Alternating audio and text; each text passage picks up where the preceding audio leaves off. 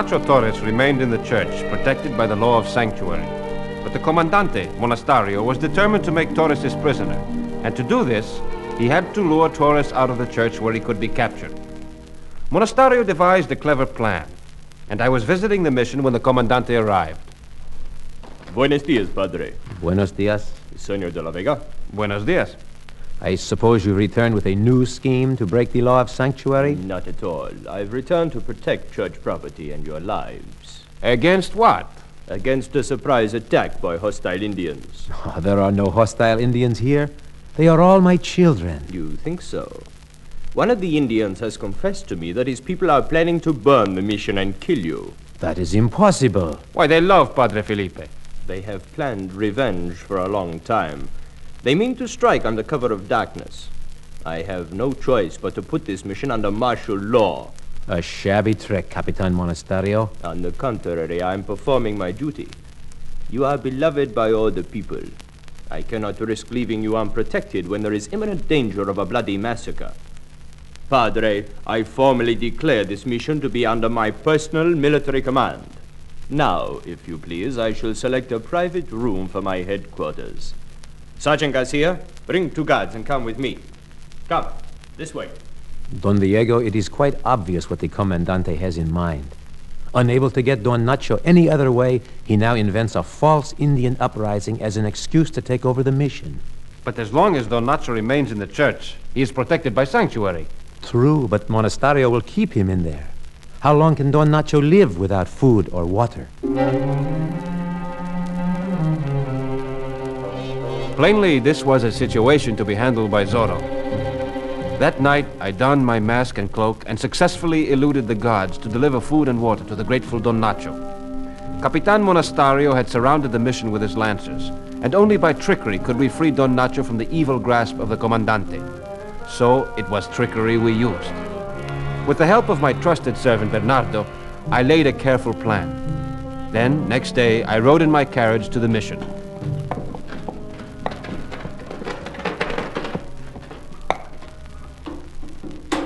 Oh, who goes there? It is only I, Diego de la Vega, come to see Padre Felipe. Oh, Don Diego. I am temporarily in command here. Would you please dismount? Now, why do you want to see Padre Felipe? I have an old manuscript he expressed a desire to see. May I see this document? Certainly. What is this secret writing? Oh, that is Latin, Sergeant. Oh, of course, I know that. But what does it say?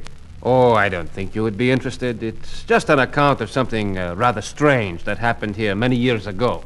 Strange? What was it?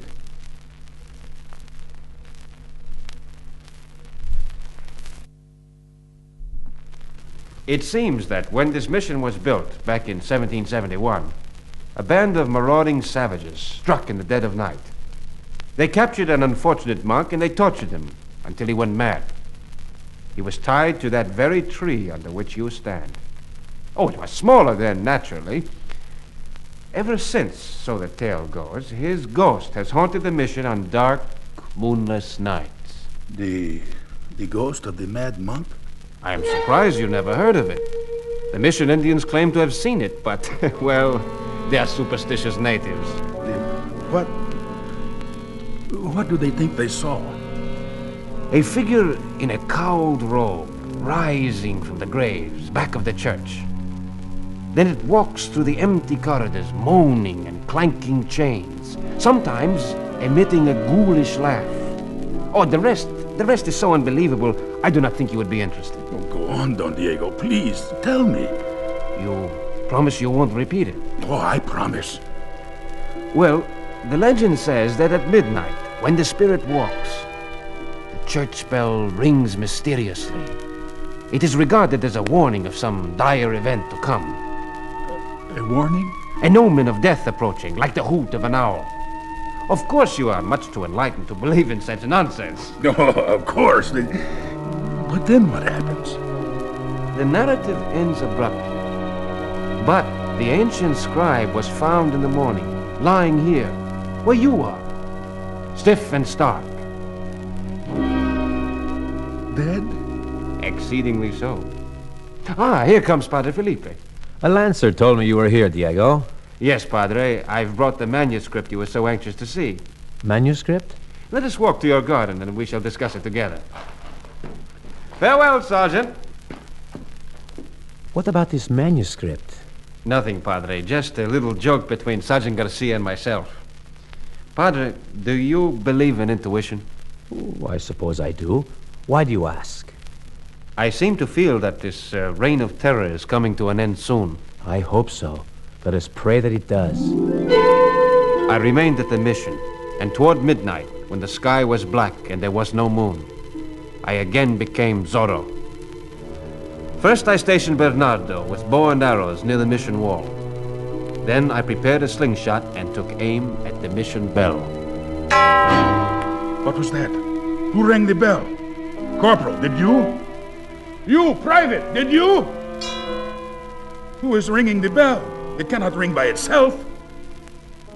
What's the meaning of this? Why did the bell ring? I am trying to find out, Capitan. Oh, what's that? What's what?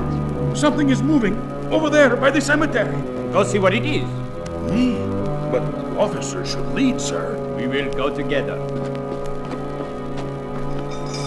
Oh, it's a ghost. Ghost? What ghost? The ghost of the mad monk.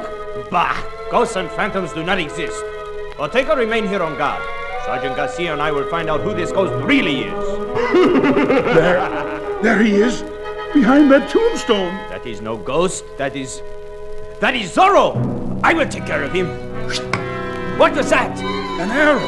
The Indians are attacking just like you said they would. Quiet, you fool. The story was not true. It was merely a falsehood so I could encircle the mission.